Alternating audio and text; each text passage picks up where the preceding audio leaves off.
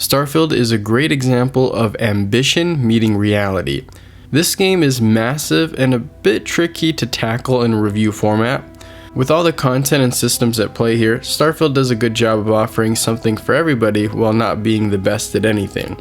At the point of writing this, I've clocked in a little over 100 hours, which has given me a semi-comprehensive perspective to this title as a whole, but there's still plenty of things I've yet to experience. But with that said, 100 hours should be more than enough time to understand and articulate what works and what doesn't work about Starfield. One player's 100 hours in this game may look totally different to another. I spent my time completing the main quest, the 4 main faction storylines, and well over a dozen side missions. I spent some time exploring planets and gathering resources, but have definitely been quest focused. I was able to get married as well as play through a new game plus. I got big into shipbuilding, but didn't spend nearly as much time setting up bases or modifying my weapons. If you've been playing Starfield, I'd love to hear how you've been spending your time with the game. Before we get too far, there will be light spoilers of gameplay showing snippets of quests you may want to discover for yourself, but I'll try and avoid anything major. One of the first things I noticed about Starfield is just how many systems are at play. Early on, a few systems took center stage: conversing, combat, and interstellar dogfighting. Starting out, several of these mechanics felt shallow, but as you unlock new perks and abilities, it becomes clear that that's not entirely true. Front and center is combat, and while in certain moments it may be easy to forget that, it is unquestionably essential to much of the game. As someone who was not a fan of Fallout 4's gunplay, I started out also unimpressed here as well. However, after adjusting the sensitivity settings, discovering more ideal weapons, and just getting used to things, I've come around to enjoying a good shootout. This is no Call of Duty, but there are plenty of fun and exciting moments to be had, especially when your environment around you begins to play a factor. How high can I jump and what is visibility looking like were 2 elements of a battlefield I often took into account when approaching a situation. Early on, shootouts could often feel frustrating, greatly due to not feeling like I had the right tool for the job, but by the end, I definitely started to feel like a walking Swiss Army knife with an almost perfect solution to any problem. I was pleasantly surprised by the diverse selection of weapons. There's old-fashioned rifles, stun guns, modern semi-automatics, futuristic lasers, pistols, and plenty of others. Exponentially adding to this variety is the ability to customize and enhance your loadout. Due to encumbrance being an always present dilemma, I almost never had the right crafting materials to really explore weapon or armor customization to its fullest. Even though I only utilized a workbench on a handful of occasions, I did appreciate the extra layer of complexity, especially when stumbling upon a random assassin's pistol that could light enemies on fire. I found Starfield's combat to succeed in feeling satisfying. Much of my satisfaction was rooted in the little details, like how enemies react to getting shot, or the consistency of explosive barrels. Now, if you don't want to end every encounter with a shootout, you can get pretty far off of just being a wordsmith. Many situations give you a relatively believable set of options on how to deal with conflict. You can intimidate, bribe, or persuade folks to get similar results to brute forcing your way through an encounter, but with not as many consequences. The minigame associated with persuasion is quite simple, but I can't deny it often felt great to leave a situation like I was getting away scot-free. Starfield wants you to primarily feel 2 things.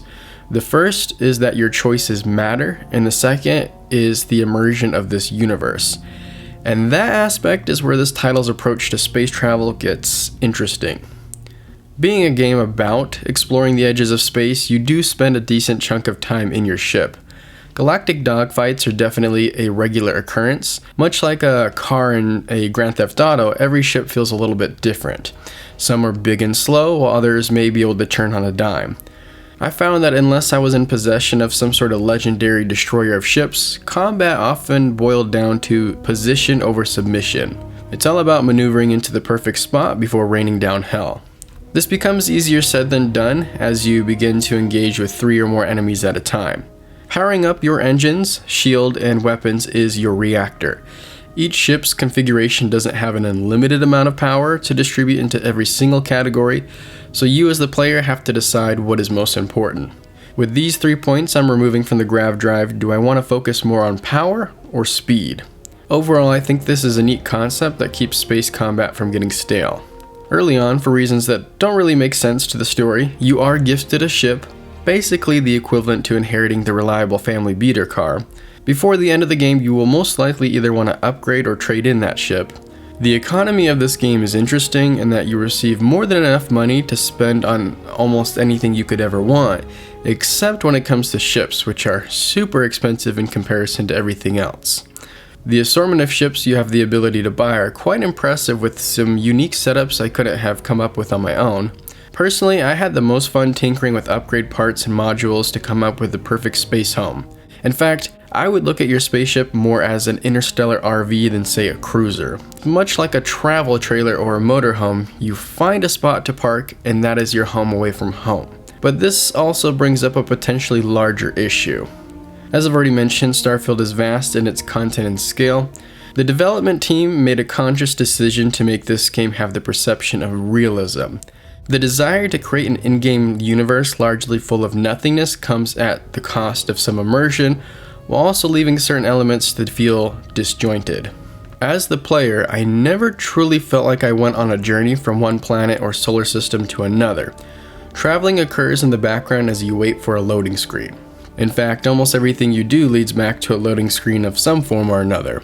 Now, when thinking about this further, would I really want to pilot a ship for minutes or hours at a time into a black abyss to a far-off planet with little to nothing in between? Not necessarily, but I feel having something in place to give the player some sort of reference or concept of time, distance, and space could have gone a long way. Even something as simple as a visual graph of your progress when visiting a new system for the first time could have made space travel feel more explorative. Another byproduct of this approach to space travel is a lack of random encounters that feel authentic. Essentially, you can't play this the same way as other open world titles or even other Bethesda games where you just go a direction and can count on inevitably finding something cool. Moving around the star systems is more like taking a subway rather than driving on city streets. It's all about the destination and not the journey here, which I think many will find to be unfortunate. It's not that you can't stumble upon cool handcrafted content from time to time, but it's so far and few between it makes searching for it feel like a chore. As touched on in my early impressions video, this disjointed feeling also results in the game feeling small, which I highly doubt was the goal.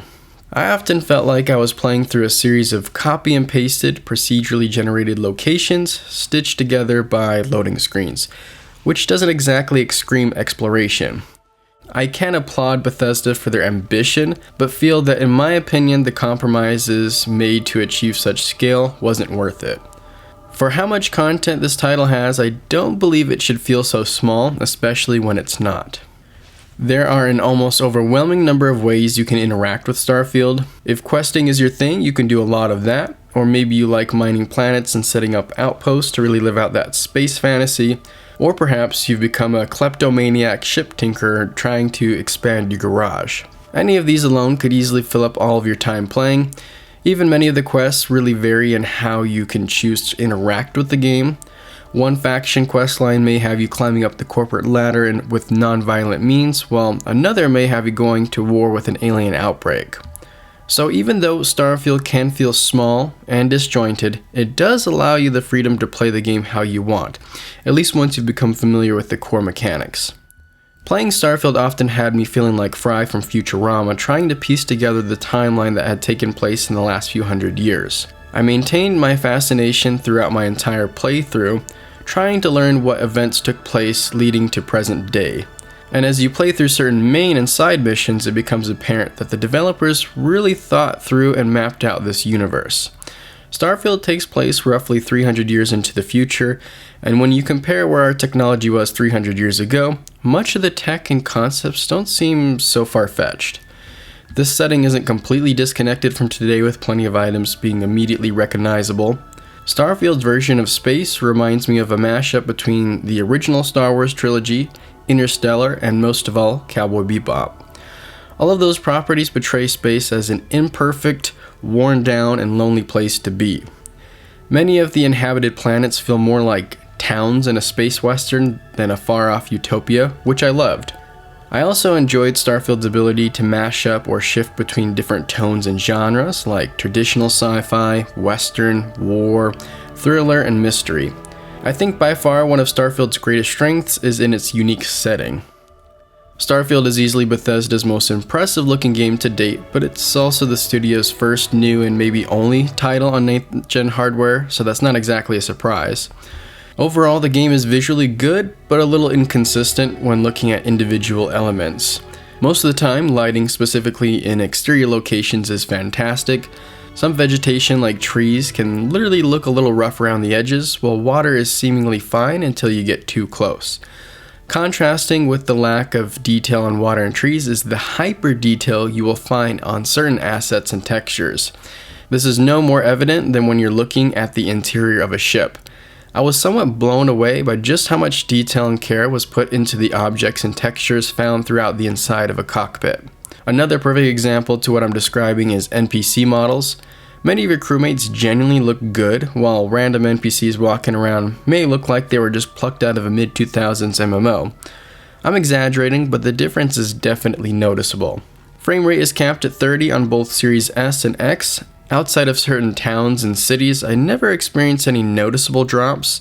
Starfield is a very smooth 30, basically the best case scenario outside of having more frames.